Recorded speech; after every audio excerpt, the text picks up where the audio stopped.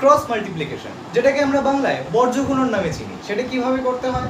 যদি কোথাও দুটো রেশিওকে সেম বলা থাকে, অর্থাৎ দুটো রেশিওর ভ্যালু ইকুয়াল হয়, right, a by b equal to p by q, ঠিক, সেই ক্ষেত্রে আমরা বর্জ্যগুণন পদ্ধতি বা ক্রস মাল্টিপ্লিকেশন পদ্ধতিটা অ্যাপ্লাই করি। যেমন এখানে যেটা করতে হবে, q এর সাথে a কে গুণ করতে হবে এবং b এর সাথে p কে গুণ করতে হবে, ঠিক। তাহলে গুণ করলে হচ্ছে a into q equal to p into b, ঠিক। এটা হচ্ছে আমাদের ক্রস মাল্টিপ্লিকেশন পদ্ধতি। গুণ করলে আমরা পাবো aq ইকুয়াল টু bp। এটার অ্যাপ্লিকেশন কোথায় হয়? এটার অ্যাপ্লিকেশন আমরা বিভিন্ন ইকুয়েশনকে সলভ করার সময় করে থাকি। যেমন যদি একটা ইকুয়েশন আমি বলি x plus 1 by x minus 2 equal to 12 by 7, okay, এখানে আমরা যেটা অ্যাপ্লাই করব সেটা হচ্ছে ক্রস মাল্টিপ্লিকেশন। আমি এর আগের ভিডিওটাতে, যেটা লং ফর্ম ভিডিও গেছিল, সেটাতে বলেছিলাম যে যদি এলএইচএস পোর্শনে কোনো কিছু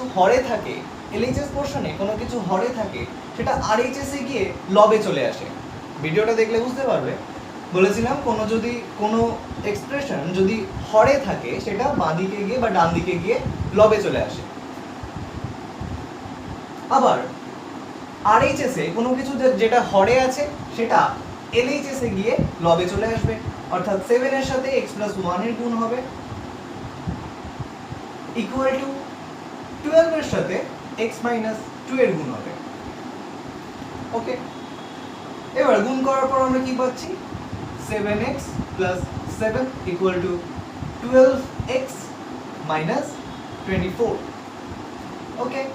এবার কিভাবে সলিউশন করব না, আমরা যেটা শিখেছিলাম x কন্টেইনিং টার্মগুলোকে LHS এ রাখতে হবে, অর্থাৎ 12x কে যদি আমি LHS এ টেনে নিই তাহলে তার সাইনটা চেঞ্জ হয়ে যাবে, অর্থাৎ আচ্ছা 7x যেটা ছিল সেটা তো থাকবেই, আর 12x টা LHS এ এসে হয়ে যাবে minus 12x equal to constant টার্মটাকে আমরা RHS এ নিয়ে যাব, প্লাস 7 টা সাইড চেঞ্জ করে অর্থাৎ RHS এ গিয়ে হয়ে যাবে মাইনাস 7, আর মাইনাস 24 যেটা ছিল সেটা থেকে যাবে, ওকে। এবার মাইনাস করার পর আমরা যেটা পাচ্ছি সেটা হচ্ছে 5x, minus 5x equal to 24 and 7 minus